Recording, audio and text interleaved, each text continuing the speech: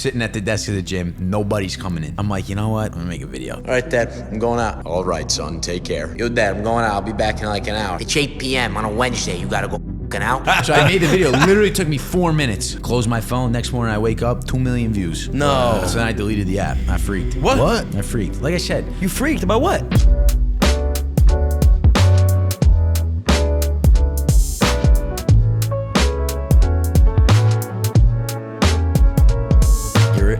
You tune it out, but then like you try to watch it from a different perspective, and you're like, oh, you know, that's right. You have to like go into it knowing that you're gonna get annoyed by what he says, and like just take a step back.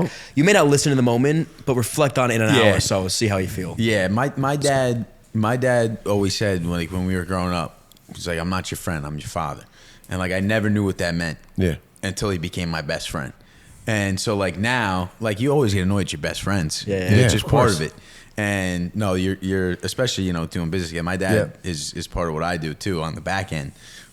So it's the biggest blessing because I get to hang out with my best friend every day. Yeah. But it's also like, well, he's got your back. Yeah, he's got your back. 100%. Tried and true. There's 100%. He'll do anything for you. Now, did you ask your dad to get involved, or he wanted to get involved?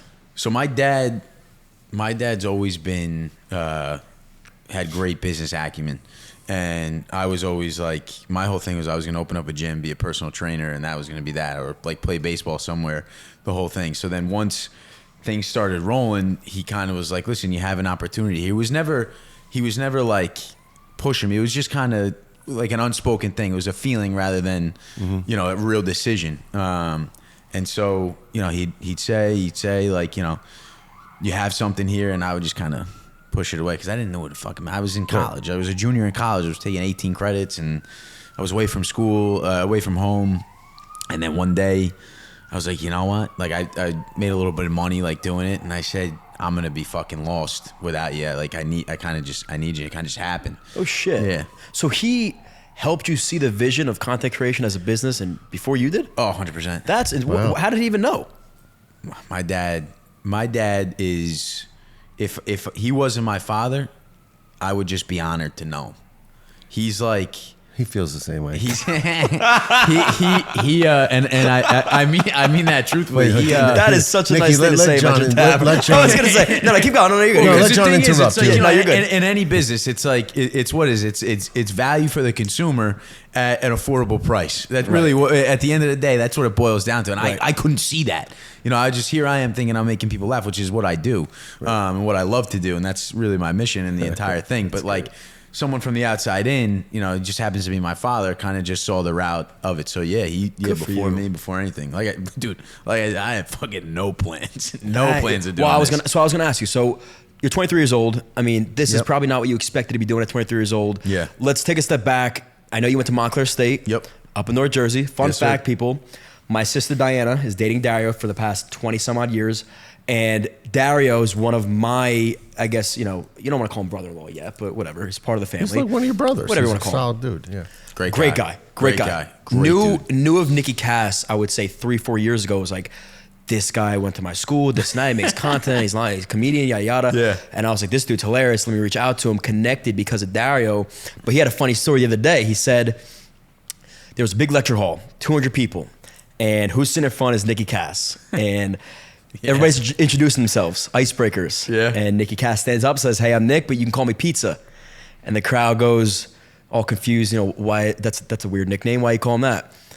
And you stand up and say, who doesn't like pizza? He's laughing at his own joke. That sounds like some shit I would say. He goes, who doesn't like pizza? Nobody answers. He goes, I rest my case. Oh, and you sit so back good. down. Yo, wait a second.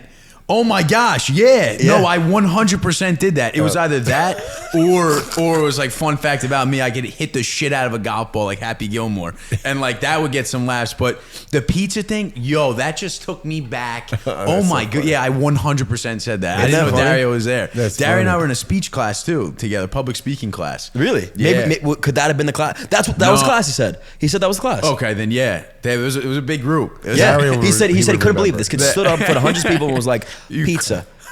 And Dario was like, ever since then. Call me pizza. No, I said that shit for sure. Yeah. I remember. And everybody in that, because Montclair is an in-state school, and I was playing baseball, so I was out of state. I was from New York.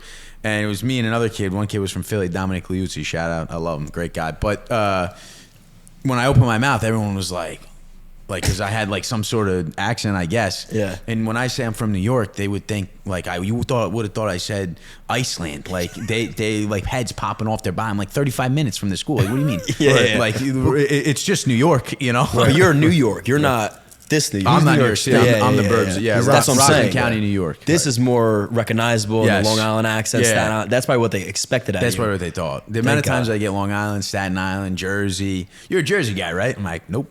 You're better, yeah. Jersey doesn't have that same accent. Do you think? No, I think we have That's so similar distinct. accents. Yeah. The Staten Island and Long Islanders. That's Yeah, it's a like whole the different- That's a Scarlatti whole twins. nother- Those guys. They were just on. We They're had them on a thick. couple weeks ago. Oh, awesome. And the dad came on. Awesome. Oh, they're Awesome. great. They Yeah, were they- awesome guys. Yeah, they. I've never met them in person. I've spoken to them a lot. Love what they're doing, and like you could always, it's, like I said, it's a lot of stuff that I do is just like it's a feeling. Like I just feel that they're good people and they got good roots and family pillars. I want to say. They, you know, what was about them? It was immediate. Like as soon as I got in contact, I knew they were good dudes. I knew they had the whole shtick of like the real hardcore Staten Island accent. Yeah. But it was just a shtick. That wasn't who they were, and they were awesome guys. They invited us over for Sunday dinner, whatever we wanted to. Like I've yet to real go. genuine. I gotta we should go to one of take a those. road trip together. Yeah, and I hit would. that. Probably it's just getting to Staten Island's tough for me. It is Yeah. so tough. Oh, it's brutal. Well, it's tough. Well, Long Island's even worse, but obviously it's They're not, Staten actually not Island. that bad. I shouldn't say it's tough. They're Staten Island, though. Yeah. All right, what's up, everybody? Hope you're enjoying this episode of the Johnny Drinks podcast. Quick reminder, Johnny Drinks crew necks, still on sale, limited inventory, so if you want to grab one, hit that link in the description. But for now, keep enjoying the rest of this episode. Okay, so like we said, you're a freshman in college. Now, you went to Montclair for baseball. Yeah. Had zero plans of doing this full time. yeah. What were your thoughts back then? What did you want to be doing? So freshman year in Montclair, I was playing baseball. I was doing the whole college thing, and then I started to get my certification to be a personal trainer. So I was doing that. On top of that, whatever, I got certified, and then I was training clients out of my garage my sophomore year going into my junior year. So that's what I thought I was going to do. I was like, I'm going to be a personal trainer. I love to work out. I love fitness. I love helping people. Yeah. And you know, I was always entrepreneurial, and I never really thought that was a skill. Like it was just kind of in me, and I really never knew that it was going to come out and like in a situation like this. But it was always like, you know, if I want to make more money, or if I want to make money, it was never like, what job am I going to go get? It was always like, how am I going to make money? Mm-hmm. And whether that was like selling shit on eBay or going to shovel this guy, like it was always like, what can I provide for what return? Like that was always the thought process. So personal training was going good. And I thought that I was going to open up a gym and was going to, you know, really that was going to be the whole thing. Like I love to work out. I would tell everybody I work out, I eat protein, and play Fortnite. That's like all I did. Doesn't seem too much different from what you probably do right now. Yeah, well, I mean, dude, I still work out. All that other, I mean, I eat a lot of protein too. You saw me before. I saw you eat protein. I got always it. got it. He had it in his fucking backpack. But yeah, the free time. That's funny too. It's like I'm sure you guys can relate. You know, when you get into doing what you're doing, you know, building the brand and like having the business. You know, people are always like, "Oh, I want to be an entrepreneur because I want to create my own schedule. I want to have all this free time." I'm like, "Yeah, good fucking luck. Good fucking luck." Yeah, it's better when you have somebody telling you what to do. It's easier, dude. My sister, God bless her, we're the polar opposites. She's a doctor of pharmacy, so way smarter than me. Yeah. She works 12 days on, 2 days off. I can never do what she does. So she asked me 2 days ago. She was like, "What are you doing tomorrow?" I was like, "I got fucking work. I got this meeting." All that. And she goes, "Oh wow, really?" Like shocked. And I said, "Karina, like not for nothing. You work your ass off every day, 12 days on, 2 days off. But you know what? You know what time you got to be in. You know what you got to do. You know exactly when you're coming home. I don't have that. Like I literally, it's not that I'm always on. You're never off though. Right. So like it's just that dynamic. It's crazy and it's not. It's romanticized a lot, and it really is so boring. Right, and when there's moments of nothing, it gets lonely and it gets very scary, right? Because you're like, wait a second, nothing's happening. What do I need to be doing? Yeah. And there's no one there to tell you. Nobody. come into this meeting because we Nobody. need your input on something. Yeah. It's just you, right? You're an island. It's funny when you say that because, like, all my friends, people I'll talk to, they're like, you know, like, what's new? What's going on? What's cracking? I give them the same answer every time. Yeah. Nothing. Like, it's lit. And they're like, and I'm like, man, you only see the product. Right. Like, They don't see the process. it is. I'm by myself. Like I have help now, and like I have my best friend. I see that. Works And with that's me. good. He comes Yeah. Wednesday nights to Fridays. Which, by the way, he sleeps at the crib. We have a bed. He sleeps on the couch. Just putting it out there. Perry Cortuccio, one of the best people I know. I met him at Montclair. He's my roommate. But like every other, I'm by myself every fucking day, and that's it. And it's like you just build and you build and you build, and sometimes you don't even know why. Like you just do it, and there, like you said, like no one's coming to get you, Yep. and you have like there's just no. It's the most beautiful thing because it teaches you so much about Sure. yourself. Yep. You There's know? no structure. None. You said you played college baseball, so there's a lot of discipline and routine yeah. to that, right? Repetition Yeah. becomes the mother of your skill. Yeah. You hit enough baseballs, before you know it, you don't have to think about what you're doing. Yeah. You're just fluidly Yeah. letting your hands go when Yep. you're hitting a baseball.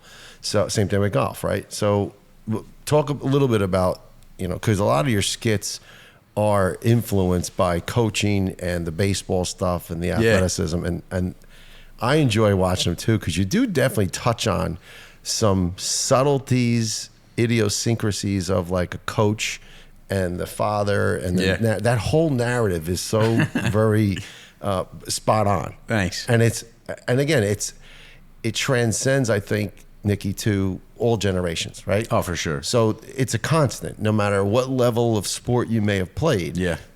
Whether you were an 8-year-old, you had a coach like that. Yeah. Right? Or you had a teammate like that. Yeah. And it just kind of carries through. It's timeless. Yeah. Well, I appreciate that. And I think that's why it's for everybody, because there is something to relate to in every aspect of the skits. And I think, baseball was the first thing I ever loved. Like sports was everything to me. So growing up, like I had so many influential people in my life, and they all related to sports. And it was always like, and it was very tough. Like it was never, it wasn't like everybody gets a trophy. It was like, if you want to win, you got to work. And like, that was hard, but at the same time, they all had these little quirks about them. And for me, like I was always like, I'm just an observer. I love to observe. And I didn't know this was a skill or a talent until like I started making these things, and like it kind of just came natural. But like there's so many consistencies with all the coaches that I had and all the situations that I've had, and without even realizing it, now I know obviously, but like I was just making like reenactments of shit that happened to me. Yeah. Like, when I was hitting the fungos 100 miles an hour, like my coach did that. And then he yelled at me if I fucked it up. Ricocheted off your yeah, chin. and then if another kid made the play, it's like, see, that's why he's our shortstop. Yeah. And that was like saying the voice. Literally, that was it. That was the voice. But like that shit just happened. It all happened. All the stuff that I do, it was a byproduct of just me being an observer in throughout like my sports career and stuff like that. Because you need, like, for me growing up old school Italian, like, if I tell you to be home at 11 and you're home at 11:02, now we got a fucking problem, and like that's tough. So I needed something to like make fun of. Otherwise, like I'm upset. Smile through the pain. It's funny that's a really good point. You brought up that was a skill that you didn't know you had until you put something out there and realized, like, oh, but not everybody does this. Not everybody's able to observe and absorb what's going on in their life and then recreate it into a scale. Like, oh, I have something special here. Dude, no clue. And I don't have that skill. Like, you have a knack for creation of content that feels relatable, because I think that's the beauty of what you're doing. Everybody can sit there and say, I know exactly what he means about when I walk into a bagel stop and say that I want a Taylor mac and cheese at 301, and they say, no, sorry, I can't do it. So I want to talk about all your content, but let's take us back to the first piece that went viral. Was it your first one you posted, or was there? Posted. Really? It was crazy. I was working, so I had transferred out of Montclair. I was going to a SUNY school, SUNY New Paltz, and I was still trying to play baseball because the program at Montclair kind of fell apart after my freshman year. And so I transferred schools because I still wanted to play ball.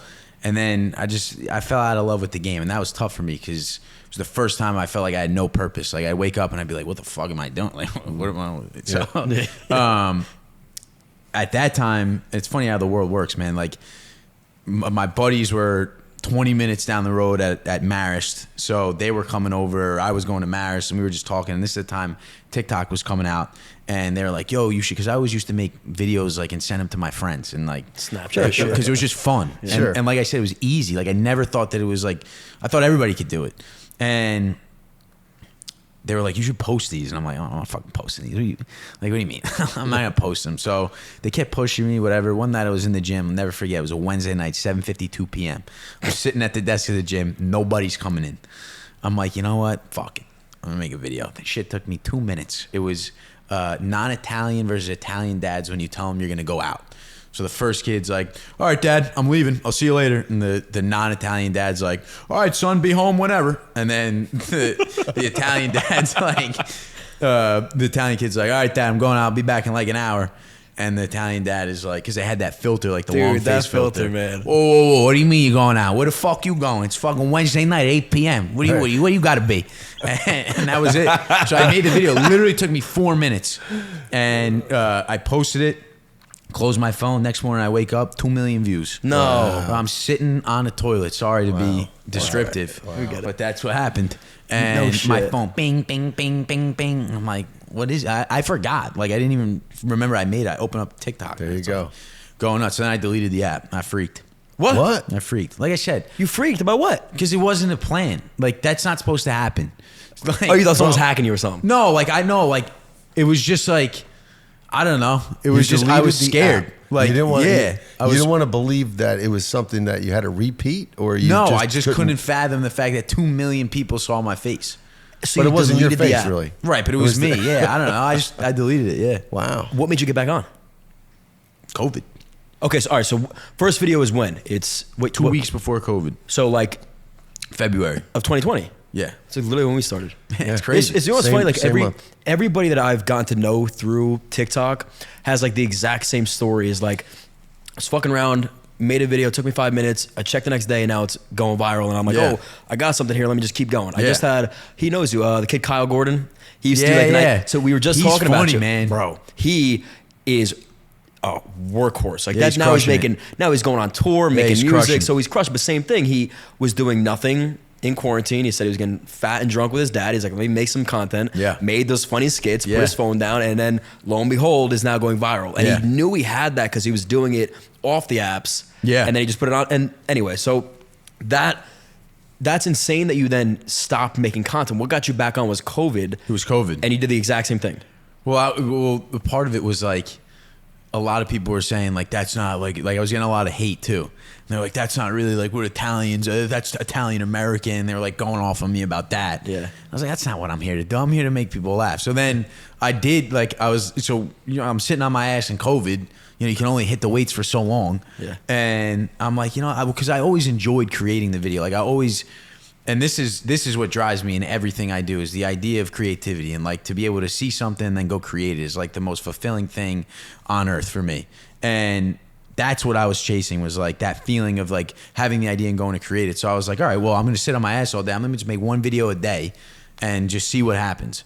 And I don't know if you guys are faith guys. I'm into my faith. So like for me, it was always like I felt kind of guided in the situation. Like I didn't know where I was going, but I knew exactly where I was going. Mm-hmm.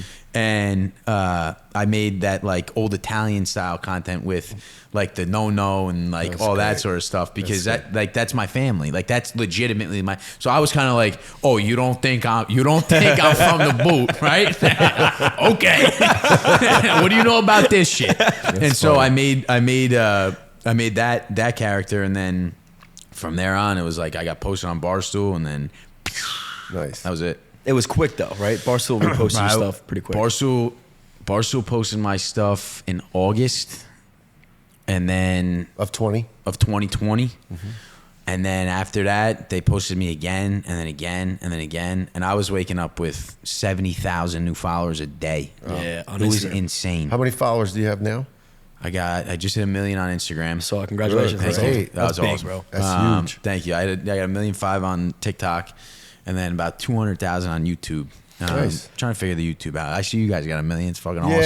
Yeah, he's trying to We're figure trying to figure it out too, man. Yeah, It's- you know what it is? Just trying to figure out what I want to do with it. Yeah. honestly, I think that's the same best thing. It's thing. like I think it boils down to what you like doing, like we just talked Amen. about. Yeah. We ran into the problem where like we were doing stuff that was working, but like we were getting dull. We were getting bored on camera, so we had to take a step back and be like, let's do No this point. again, I but wasn't do it. dull. I wasn't dull. You were dull. Oh. You were boring. I was falling asleep. No, and maybe trying to you make- were I boring. I I watch don't one know. of them. I watch them if I need help falling asleep. I'm kidding. Put on like light noise right in the man. back. No, but it's again, you fall out of love with stuff, and then you're just creating for the sake of creating, and it never works out. Yeah, right. So we took a step back. Now we're getting into like this direction of all right, let's pursue it and have fun doing it again. Yeah. And I'm sure but that's interesting that like your carryover wasn't as insane. Like 1.5 million on TikTok to 1 million on Instagram is crazy. Like it's normally not that Yeah, dramatic yeah. of a transition, but I think Well, Barstool probably helped you out, I'm assuming. Barstool definitely gave me like I forever, and the guy, I'm not going to say his name, but the guy over at Barstool Sports who I would text, I got his number, who I would text to post my stuff, and he would text and he would post it. I tried to send him wine. I tried to take him out to dinner. I tried to do so many things. I'm so grateful for that man. And I won't ever stop saying it. I text him all the time. Like, dude, you have no idea. Like, because without him, you know, not to say I wouldn't have gotten here, but it would definitely take much longer. And like, I'm definitely, like, when it comes to creating content as you guys are, I'm definitely like obsessed, like for lack of a better word. Yeah. Well, you're committed. Listen, anybody who's successful at anything is all in. All in. Right. And I think because of that, like the 1 million on Instagram, like, dude, I look at everybody. Like I told you, I don't scroll. I don't, but I study the game. Yeah. Like I listen, I research, I get in contact. I'm studying I got people who go out in the field and like study stuff too. Who are you pulling inspiration give us an from? example. So I'm very fortunate to know a lot of people. I got introduced to the Vayner people.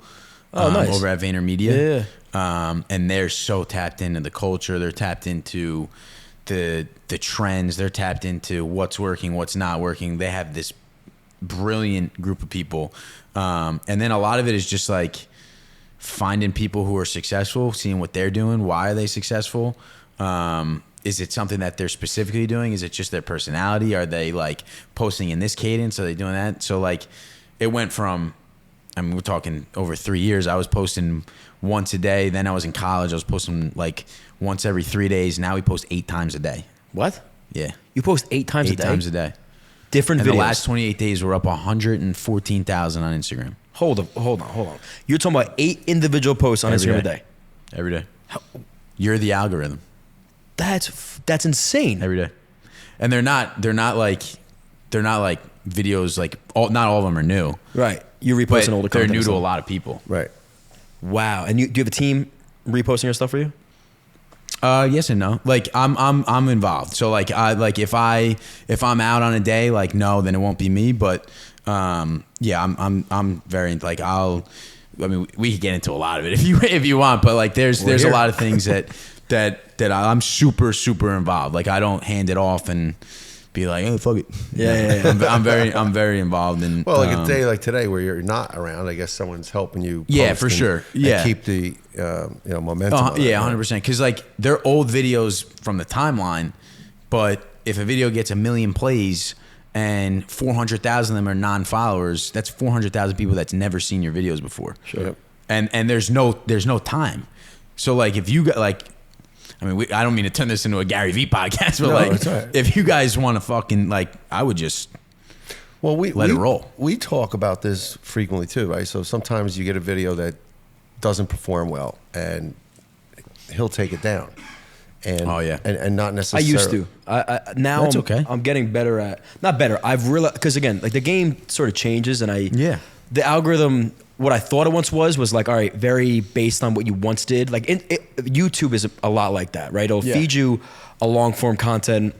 If you like it, it'll feed you the next one. If you like YouTube's that, way different. If you don't, but now if you go down this trend and start posting shitty content for the sake of throwing content out there, and you were a subscriber and you enjoyed my stuff, but now the last 3 thumbnails you're not clicking on, that's gonna impact you. Where like these short form content platforms, I do think it's a numbers game. It's way different. And the best spot to be in is quality and quantity. Yeah, definitely. Like if you could get into that space, and you could build that, like it takes a long time, but that's the fucking key. Well, you just said, we don't put crappy content out there. Our content's consistent. It's it may very not good. be for everybody. It may not be our best for that day or that moment, but it's not crap or somehow there's value. There's always going to be the basis of who we are that we're going to deliver, right?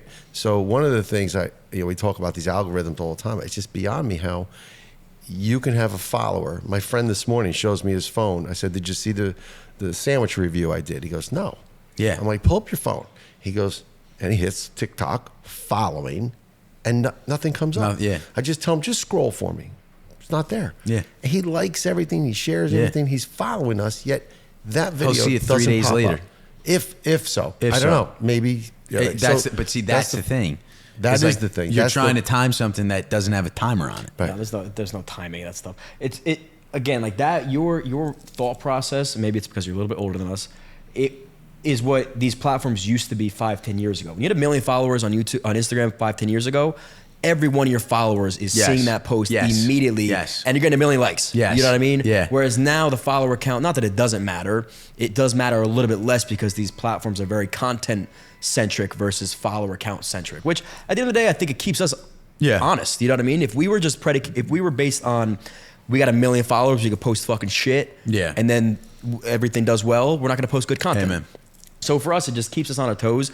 But like for you, for example, like you said, there's no such thing as poor quality content unless you stop being yourself. You would have to try to make shitty content at this point because you're funny. It's who you are. You know what I mean? You don't have to think that hard into the skits. Like I know you do, but if you put something out there, 20 seconds of talking about how shitty your lunch was, I would watch that and just have a little laugh. You know what I mean? So like, for me, and I mean this with every ounce in me, like, I don't care. As long as I like it, I don't care.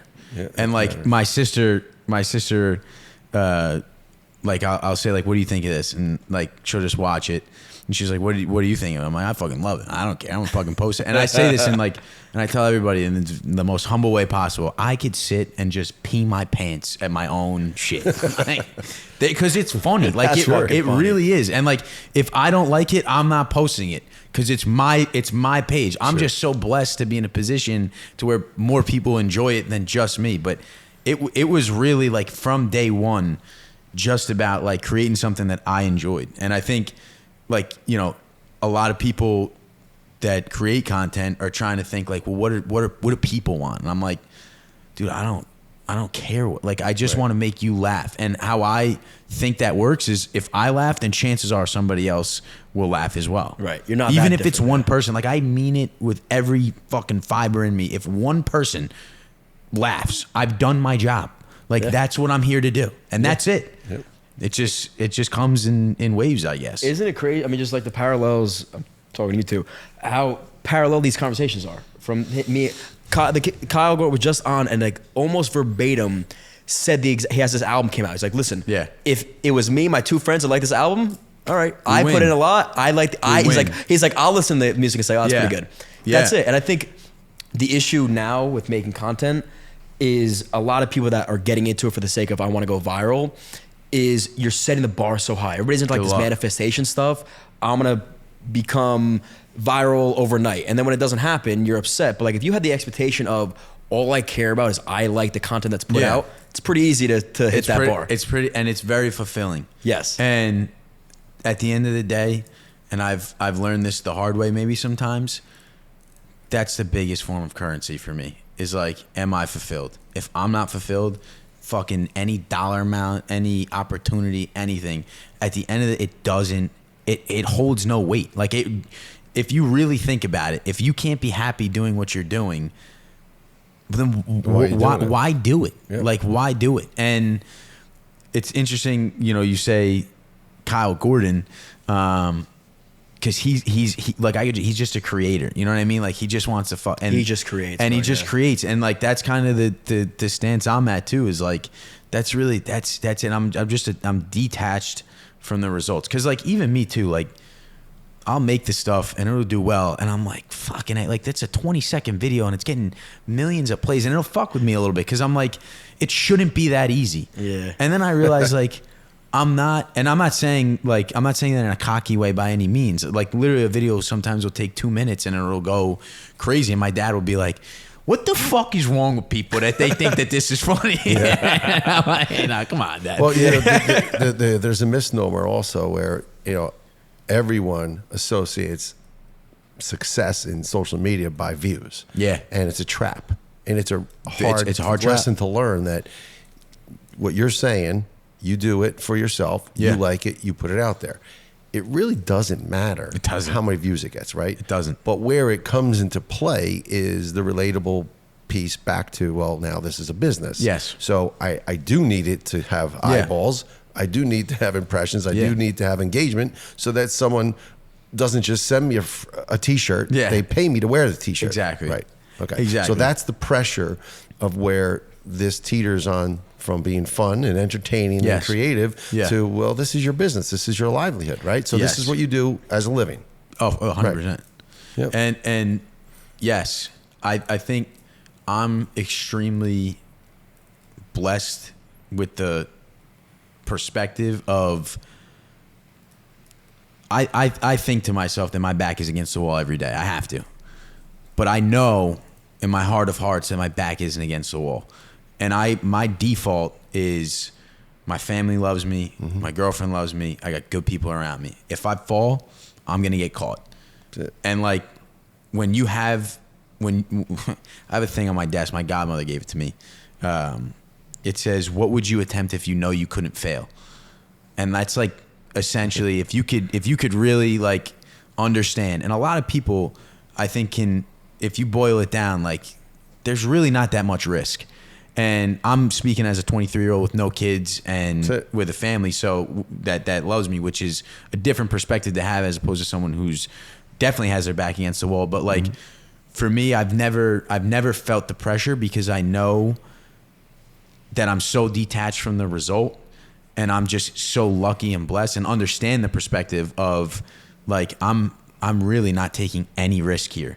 I don't really give a fuck what people think about me. Like a lot of people say, I'm worried what my friends think. I'm like, man, they ain't your fucking friends. What do they like? Make fun of you? Nice. That's more content. Literally should. I love getting my balls busted. They To be honest, should make fun of you. You do stupid skits on TikTok, literally. I tackle leaf bags in my backyard. Like I'm pretty sure there's something to like make fun of about that. Yeah. But yeah, that's in it, and like you said, you got to go all in, and I think. Going all in is all like seems like a fun thing to do. Why not? But and it's just like what I'm at the point, and I'm 23. I don't know it all, but like I'm like, what else am I gonna do? Like, what else is there to do? It'll come. Well, and right, you're doing it, like you said. Meaning, like if I wasn't doing this, yeah. I'm gonna give it every ounce of me that I have, every single drop. Why not? You've been working a 9 to 5 or something. And I don't have it. Like the whole 9 to 5 thing. Like there's a lot of people who love working their 9 to 5. I just can't. I've always said from a very young age and through middle school and high school, like I'd say to my dad, like, man, I couldn't, like it just, I could never imagine me working in an office. I can never imagine me doing anything like that. It's just, I don't know. There's no explanation. Well, that's on important. It. So you do know. You keep saying you don't know. You don't know. You do know. I guess I do do know. I guess you're do. saying it and you're living it. And to your point of living at home, having a roof over your head that you don't have to pay for, this is the time to do it. John and I talk about this all the time, and we've had conversations to whoever's listening on the podcast about, when you're younger, take your chances. When you're younger, explore, have fun, because when life changes and you have someone else to consider in your life, a significant other, and then potentially family, it gets tight real quick. And things will change. And that's okay, because that's also part of growth and understanding how you navigate through some of those challenges, right? But yeah, you do a great job, and it is very entertaining. Hello, everybody. Quick reminder, Johnny Drink's Cocktail Smoking Kit is still on sale and available, but not for long. I think there's about 20, maybe 30 of these left, so if you want to grab one, hit that link in our description. But for now, enjoy the rest of this episode. Thanks. We touched on the baseball thing, and you played at Montclair. And so talk to me about, other than the content you've pulled from that. You said you love baseball, right? Yeah. So what do you love about baseball? What was so... I loved just like knowing that I would never be perfect at it, and knowing that I could work hard every single day to try and chase the best I could possibly be at it, and I'll never get there. Like for me, and that may sound like really deep. I'm a kind of a deep guy, but I could tell. I just love to work at it. Like I was so curious about it. I was so like, I just loved every aspect of like dealing with the failure. I just loved, like putting the cleats on. I love like going out there on the field with your boys. Like, the memories I have in baseball, a lot of them don't take place on the field. A lot of them take place, after the games, on the bus, in the cages, after school. I used to carry a shovel in my car during the winter, and when it would snow, I'd shovel the field. The principal would come over and be like, "Are you crazy?" And I'd be like, "I got a hit." For me, I just fell in love with like the idea of what discipline and like work ethic could do for you. Cause like I sucked, and then I worked really hard and I saw the result. I'll never forget. I hit a double when the varsity team was watching. I was on JV. And like after that moment, I was like, man, this is the results of the work that I've been putting in. And I got bit by the bug, man. I fucking just went for it. What position? I'm going to guess. You're either a middle infielder, second baseman, or center fielder. Second base. Yeah. That's all day long. There you go. All day long. Yeah. And, so when you think about the times that you got to play baseball and the interaction with the guys, is there anything that you touched on some sentimental things already, but is there anything, one or two things that if you could go back and do over in that career or moment that you might do differently? 100%.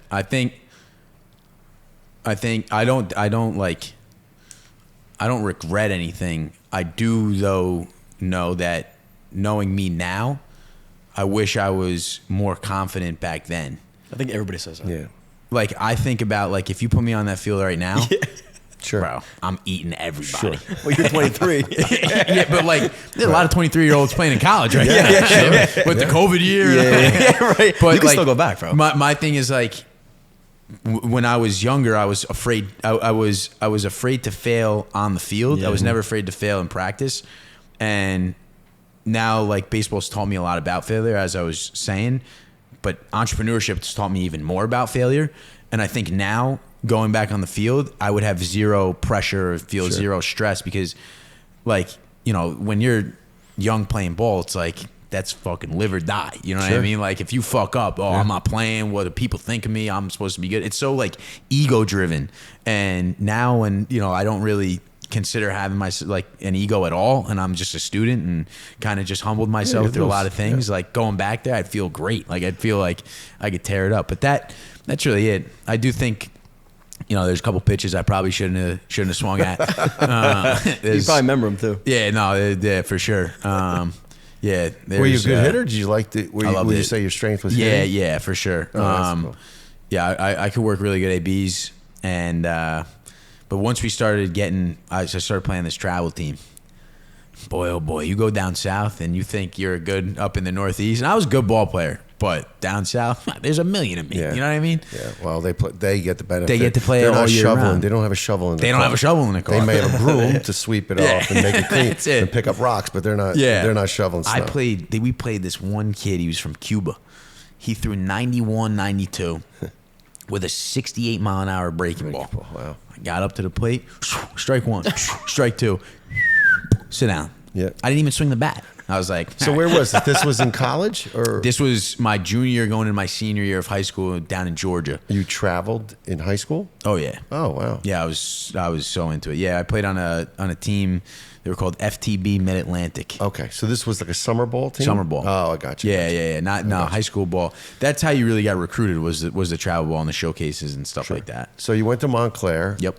That didn't work. You went on, and then that was it. And that was it. Sophomore year, I stopped playing. Yeah. That was tough. Why'd you stop? Just you were over it? I just didn't love it. Like Yeah. in high school, you couldn't pay me to get off the field. Yeah. I got to college, and you couldn't pay me to put baseball pants on. Really? Yeah. Why though? What do you think changed? I think I was immature. I think I let the outside get in. And it's easy to say it was the coach's fault, but it was never the coach's fault. Yeah. No. It never was. That's a tough environment. That transition for a lot of young people is really difficult to process real time. Yep. And, I went and I played, and I remember like it was yesterday, sitting, a highly touted guy that's going to come in, captain of his team, and I'm going to go out there, and they knew I'm coming, and then I'm sitting in the stands, and they're like, all right, all the catchers go over there, and there's 6 catchers. Yeah. And every one of us is the best of their team. Yeah. And it dawned on me then, like, oh boy, wow, Yeah. I don't know, am I good enough? Yeah. And we didn't even do anything. Yeah. And then, so to your point, and this is what life does teach and life affords, and the experience of perspective and slowing down the game of life, the game of baseball or any sport you play, you see it in 3D. You see it in a vantage point very different than when it's just punching you in the face. Oh yeah. And so that's pretty profound that you realize that about yourself and about that situation. A lot of young people hate on their coaches. Yeah. Because that's easy to deflect that, right? And Yeah. say, well, it was his fault. He wasn't nice to me. It wasn't good to me. And I think that, and I wrote a paper on this my senior year of college about entrepreneurship. I think it's the biggest teacher of stuff like that, because like you say, no one's coming to get you. No one's coming to save you. At the end of the day, you have to look in the mirror every single day, and you're accountable. Nobody else is accountable. And I think, like obviously I've read a lot of books, and like one of the books that I've really like is Extreme Ownership by Jocko Willink.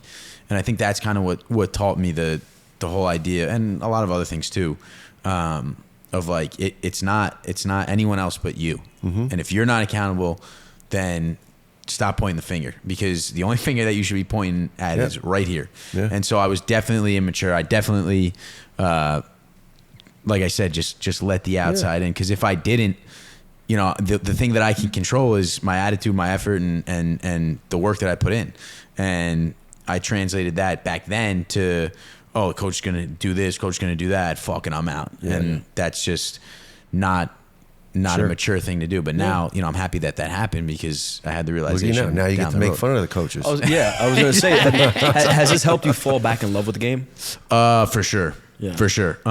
Just in different ways. Like I don't miss the at bats. I don't miss being out in the field. Yeah. I just miss the game in its entirety, what it means, what it does for people. Are you a history guy with baseball? Like, are you nostalgic? Do you like? Yeah. You do, right? I love it all. Because some guys, and I love it all. He does not attach to that part of it like I do. I mean, I can watch a baseball movie and almost cry. I cry every time watching The Rookie. You ever see The Rookie? Yeah, of course. That movie gets no respect around here. No. And it needs to get more, because that movie, every time I watch it, I watch it once a month. So that's your favorite baseball movie? 100%. You watch it once a month? Once a month. It's no. You say that now. Watch Who's it that about? movie by yourself or with somebody you love. It'll literally give you chills up your spine. It's about a specific player? It's about a guy. His name is don't tell me.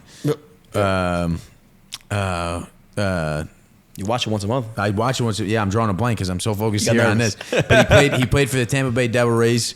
Help him out. Nope. No, I don't know. No, I'm trying. I'm thinking We're all the drawing actor. blanks now? No, Everybody's I got big it. history buffs over No, here. no, I got the it. main actor. I got it. Hey, there's. Someone's gonna Google that. GTS it. No, he's going to get it before we go. I'm not letting somebody Google it. Well, you'll get it. So He's while gone. you're So he's thinking, gone. my favorite baseball movie is Bull Durham, and the reason I like Bull Durham because Kevin Costner Yeah. as a Crash Davis as a catcher, and I was a catcher. There were so many things like you depict how coaches and the narrative and the player and the neighbor looking outside the window and all that stuff. Right? As you do all that, you're spot on. Crash Davis brought to light things that I was like, wow. Clearly, he's played. Clearly, he was well researched. Yeah. Clearly, this is as light of a I don't know, drama, love story, whatever the hell, comedy, however you categorize it. The things that they portrayed were phenomenal. And one of my favorite scenes is when Lelouch is ripping him wildly and Crash is like, throw the curveball. He's shaking him off. He says, throw the curveball. He's shaking him off. And then he says to the batter, okay, today's your lucky day. Here comes a fastball. And he bangs it hits the ball. Yeah. And Crash goes walking out to the mound. Yeah. And Lucius looking back like, man. Yep. He almost knew that was coming. He goes, Yeah. I did. I told him. And I'm not kidding you. I did that. Real Really? time before that movie. Those were real things that you did. For If sure. a pitcher would not comply, and it happened a lot, you'd be like, all right, listen, then you just throw what you want. And I'm not making any promises. Number one, I'm going to catch it. Right. Because I don't know what's coming. You don't know what's exactly. And not for anything, you're going to make me look bad? Yeah.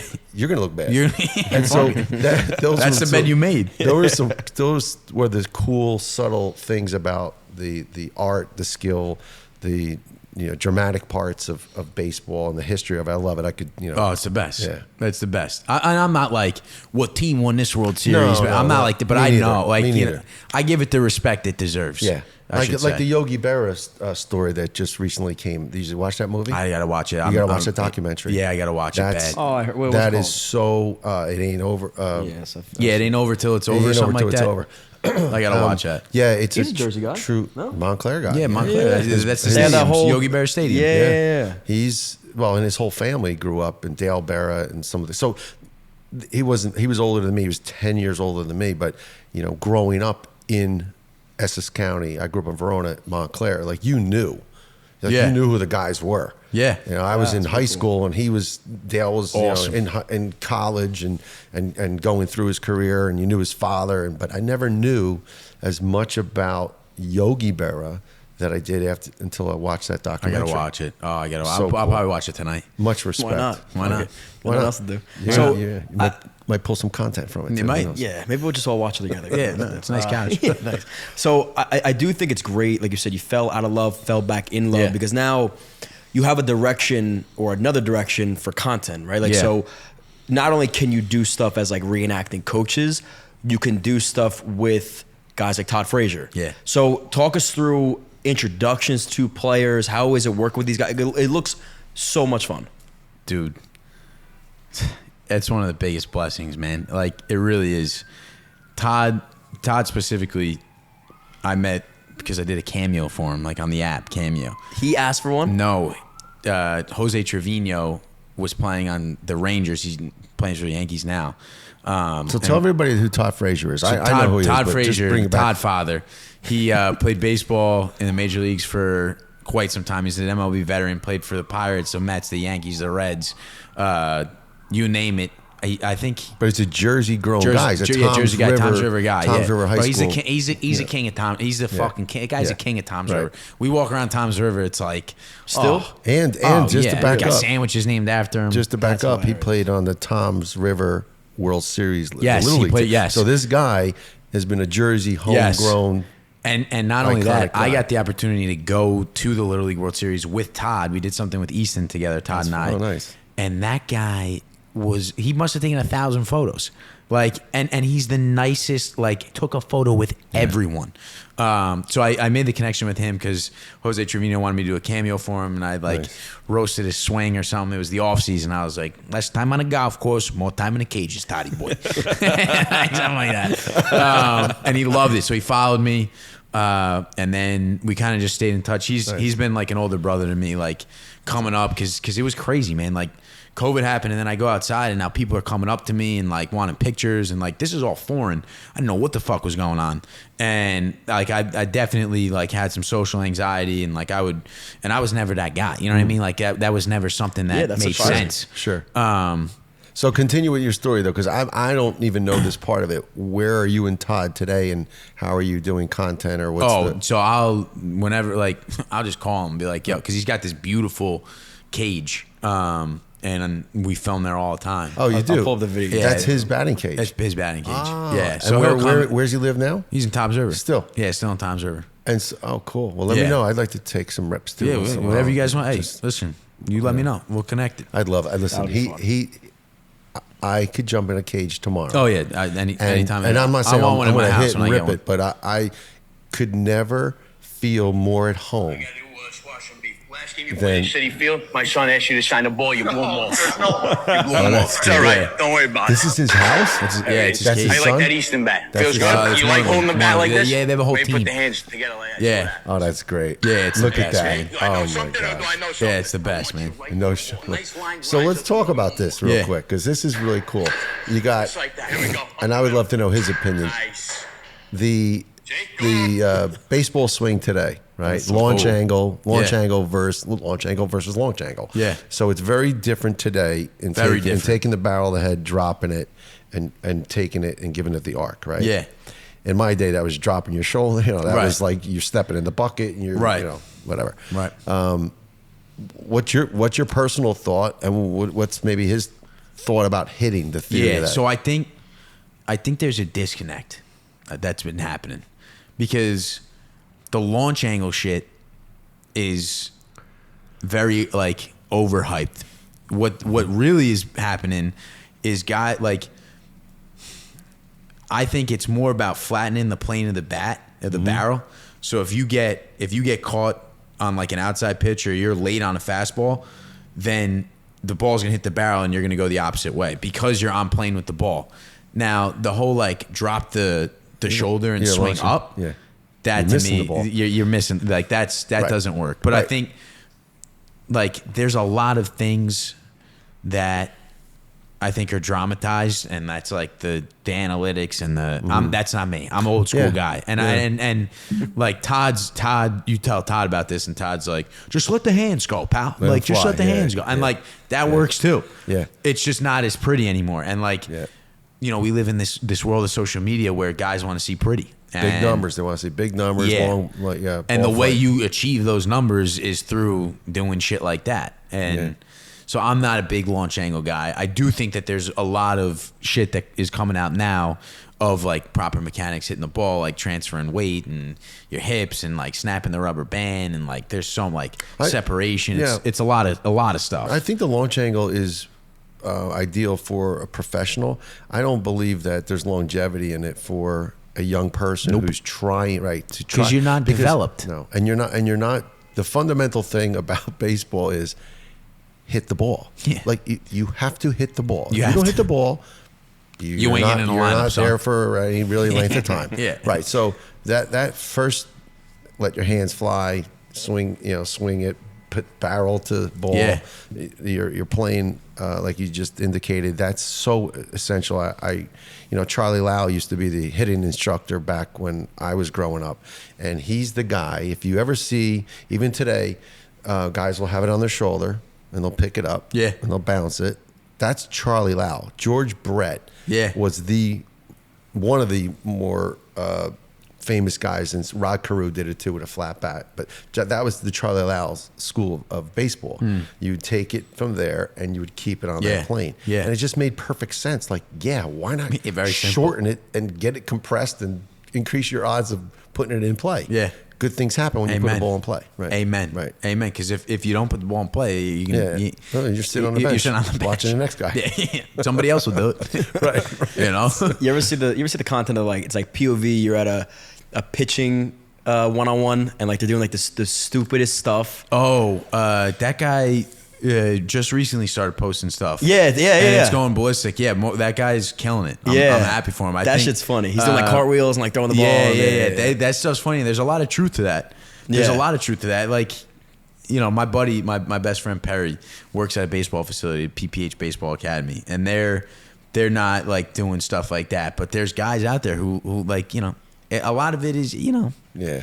it's kind of fluffed up a little Yeah, bit. I it's just think. something. It's something to talk about. Yeah, it's something to different talk way of about. delivering Use the these message. fancy terms Yeah, and all that's this sort of stuff. I saw like one video of like a legit like place talking about pitching mechanics, and I'm like, dude, what the fuck? Teaches 12-year-olds too. Yeah. Like, what the fuck you teach? But you know what? Listen, if it makes him throw harder, if it gives the kid a reason to work harder, then Yeah. I'm all for it. Yeah. And it gives, but also unfortunately, it gives people more things to think about. Yes, and to and compare that's the to. mind. That's the challenge with thinking too much versus just saying, all right, let me take it and throw it Yes, there where he exactly. can't hit it.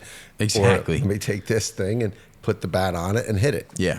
It's overcomplicated for sure. Yeah. Anyway, that's exciting stuff. So good for you. I Yeah, appreciate it's it. awesome. Thank That's you. cool. And I mean, again, like I said before, like I think it's great that you fell back in love because now you're not just a content creator. You have an appreciation. You could talk about other things with the pros, and now you can make content with the pros, and you can relate to them a little bit better. As if like I came and met Todd, I'd be like, "Hey, nice to meet you, bro," and like we would go our separate ways. We have a great conversation at lunch. Yeah. We wouldn't be able to do what you guys are able to do.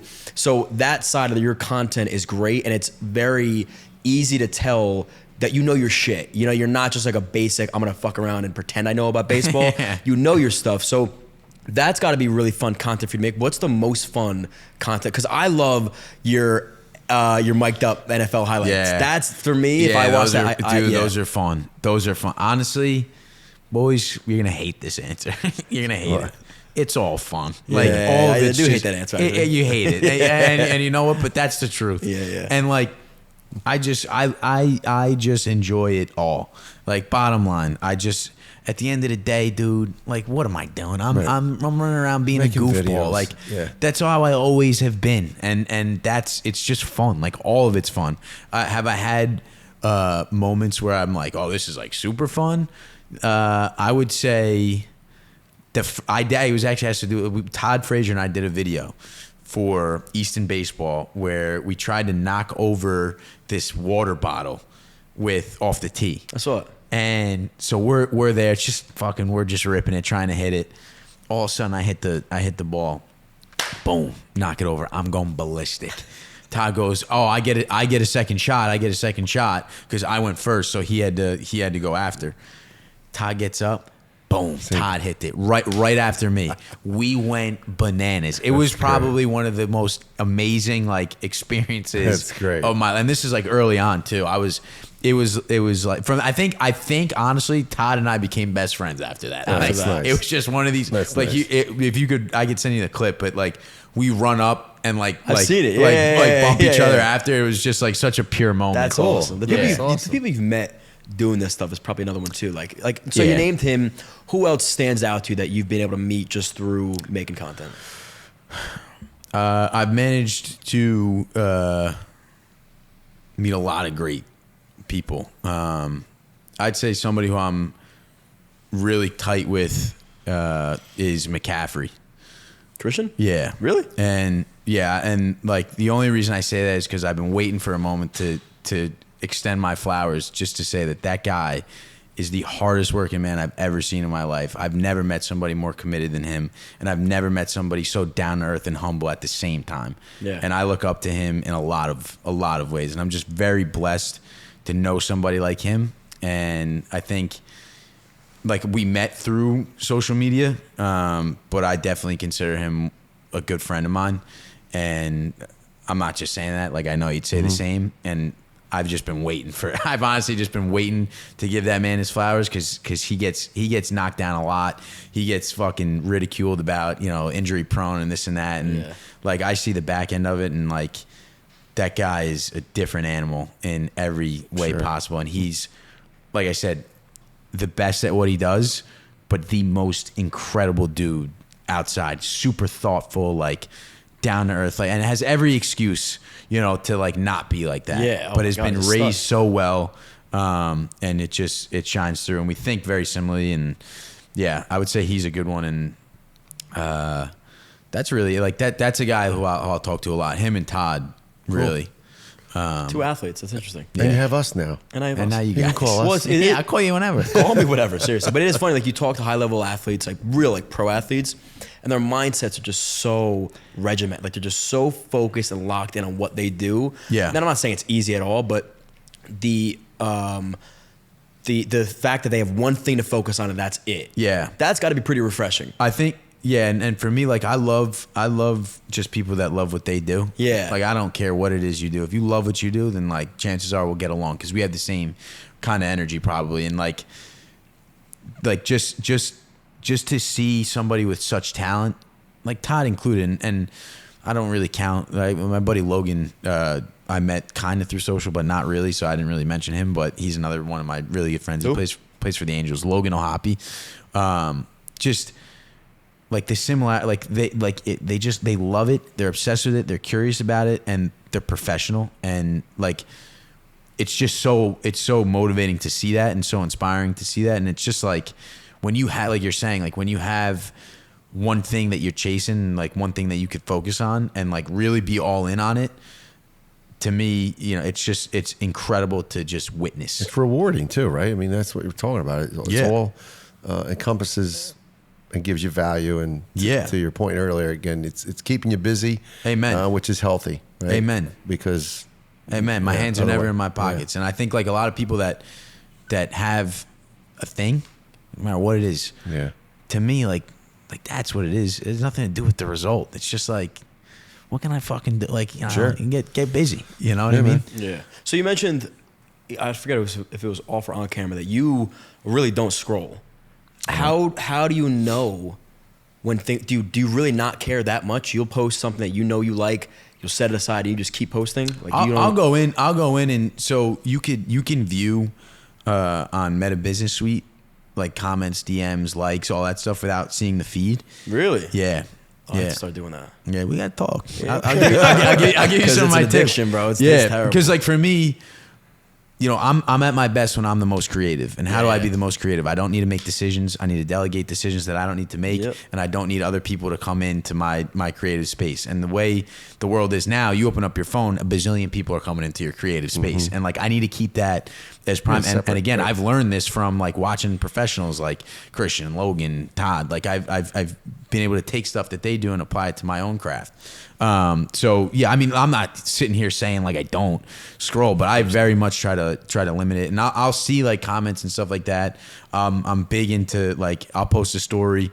I'll see people who view the story. If they're a public profile, I'll message them. Like I'll pick like 5 or 10 people. I'll message them like, thanks for scrolling on my stuff. Thanks for supporting. And like, oh really? Yeah. 100%. You're good with like the whole community. Yeah. Stuff. Well, that's what, but you know what, man, like, these people, they look forward to my stuff every day. I'm grateful for them. Yep. You know, that's important. And it is. And that's like, it's stuff that's just like so natural, and like you can't lose. Like when you're marketing, when your thing is like just doing shit that you love, like there's really no downside to it. You know, like I do appreciate all these people. I was gonna say, you know, I think you genuinely care. You're not like, fuck yeah. You're not copy and pasting a reply saying thanks so much for watching. Yada yada. No, you genuinely want to appreciate that person. And I just know the effect that has on somebody who wasn't expecting that.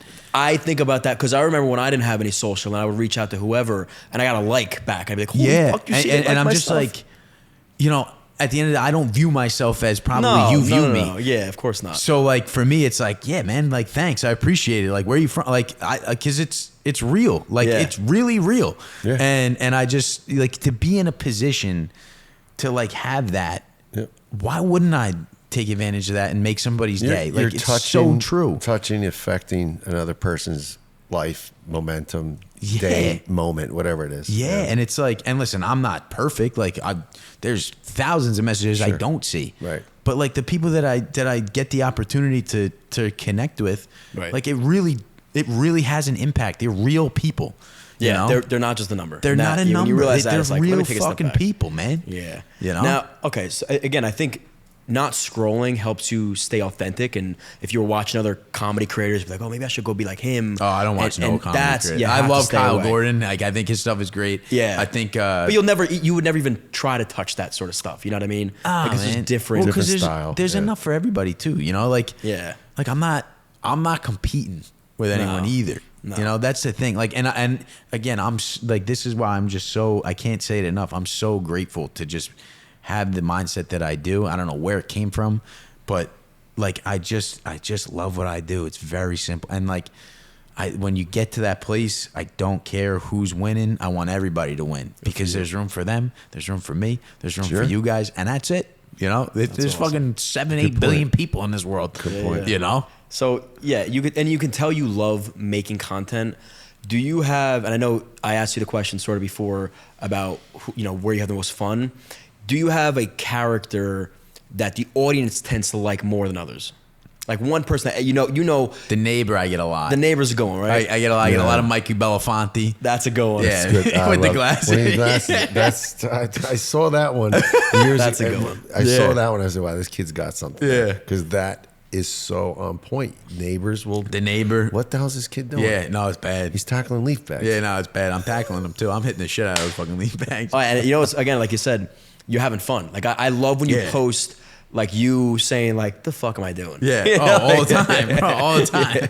There was one time when we were recording like a NFL off-season workout video. The best. And it was raining out, and it was just me and my buddy, and I was like, man, what the fuck are we doing, dude? Like, I took a hose and I was like doing like the battle ropes with the hose, and we stopped, and I was just kind of like, man, like, this is so stupid. Is he laughing at this point still? Oh too, yeah, or? Yeah, dude. There's the Michael Belafonte one. Like if you go to Zwanki, call Belafonte. Yeah. Bro, like when we filmed that, it took 30 tries to get that end one because I literally like burst it out every time. I saw you talked about that. You said that took you. Oh yeah, it took and me even so if it long. was just for you two, that would have been enough. Oh you know yeah. what I mean? You Oh could have kept yeah. it to yourselves. Again, like the result is like, you know what it is? Do I like a burger with like an aioli sauce or a fried egg? Yeah. But that's just something extra, you know? Yeah. I'll still eat a cheeseburger. Yeah, you know what I mean? Like yeah. if the audience likes it, dope. Yeah. But at the end of the day, I'm still gonna eat it. That's a really good way again to focus in on what matters more. Yeah, 100%. And the result is going to be so much better because you're making more content. Yeah. You're learning what to do and not And I to think do. that's where like it kind of just you just attract it at that point. It's like it's not even like if you just put it out there and with no real expectation, I think, you know, and you know that it's pure. I don't know, I just think the way the world is, like that law of attraction, I really believe in that. And I just think it just comes, you know? Well, like you said, like you know now in your heart of hearts what good content is. For sure. You don't need the validation from other people telling you. They For may not sure. even know. You know more than they do. So as For long as you sure. hold that true to your heart, Oh, and you for post sure. content, you'll be fine. For sure. Yeah. So because I know you're creative, you got big dreams, you can tell. Where is Nicky Cass in 5 years? You're gonna hate this answer too. God damn, come on. I'm man. really a boring guy. Like, You're living really home. am. You still living home. Start with that. Nah, You're It's, living well, it's home. funny because Yeah, you're yeah. 23. In I'm 5 years, you're my 23. age. I'm 28. Oh wow, you're 28. Yeah. All right. Well, don't say it like that. But yeah. No. I'm not in a bad way. I Damn, you ever you said like- told me in the elevator you were 25. Never. I asked if you were 25.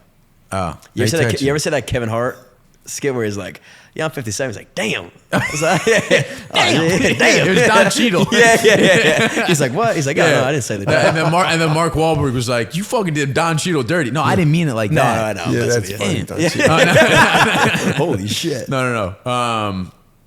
In 5 years, my dad, growing up, he would say, "You know, Nick, you're either gonna be really fucking poor or you're gonna make a lot of money.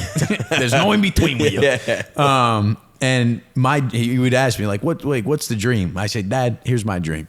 I want to be able to walk into any supermarket, any time of the day, buy as much steak, chicken, fish, anything I want, organic. Give me the fucking works. Go to the register. Here, boom, walk out. Don't think twice.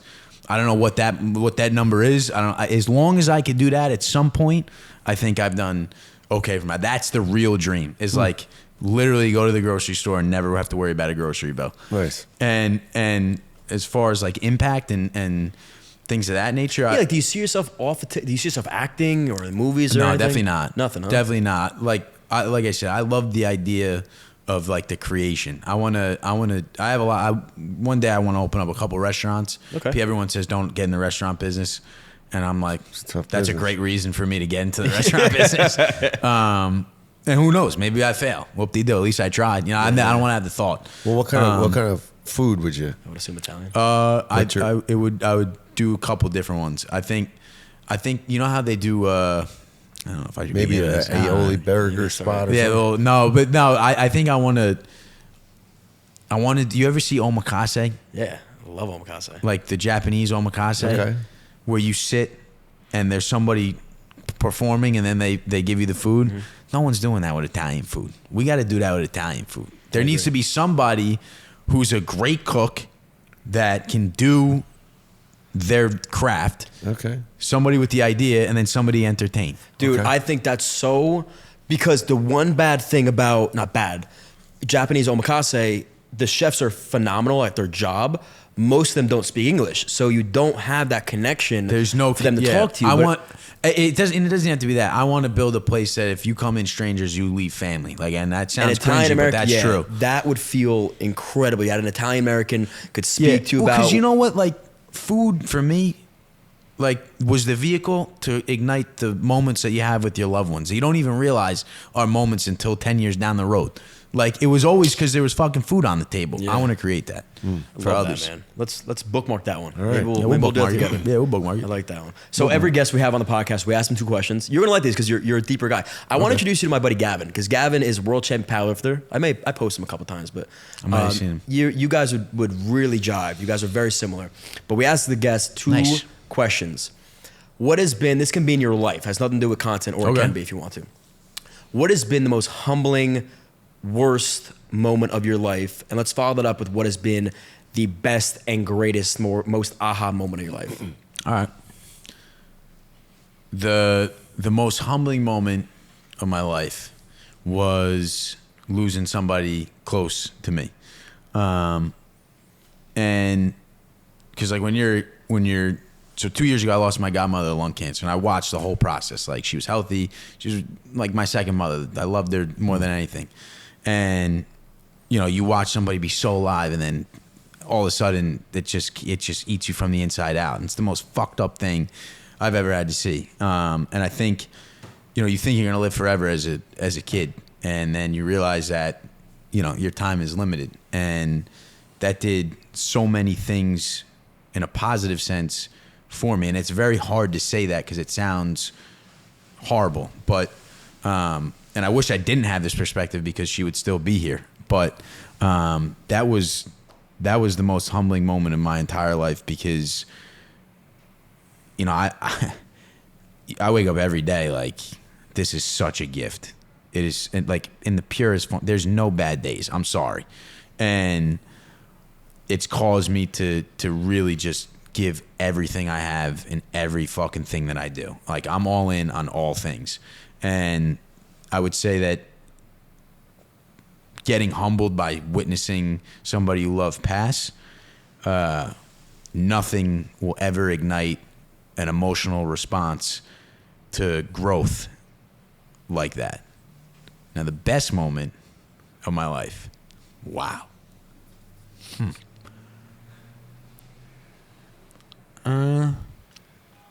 Just one. Doesn't have to be the biggest, the best. I can't like just one highlight. One highlight. All right. Yeah, one highlighted thing you're proud of. One highlight. One of the coolest moments of my life was being able to take my dad to a Yankee game and like going on the field. Nice.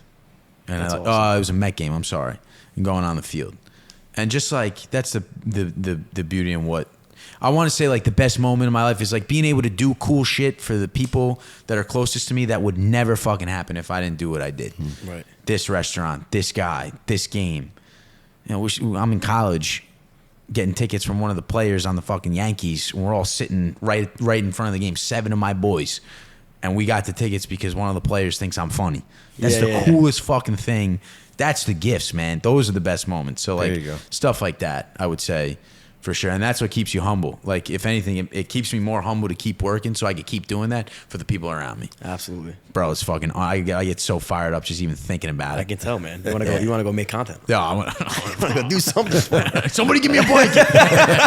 Use the pillow. Use the pillow. We got it doesn't work, the pillow. No, try it. No, I'm not even going to try it. No, I can't. Don't pressure him. No, you can't. Do not pressure him. No, you can't. He's got to be in the zone. No, Don't pressure him. I can't. This is like art. You guys are starting to not like me.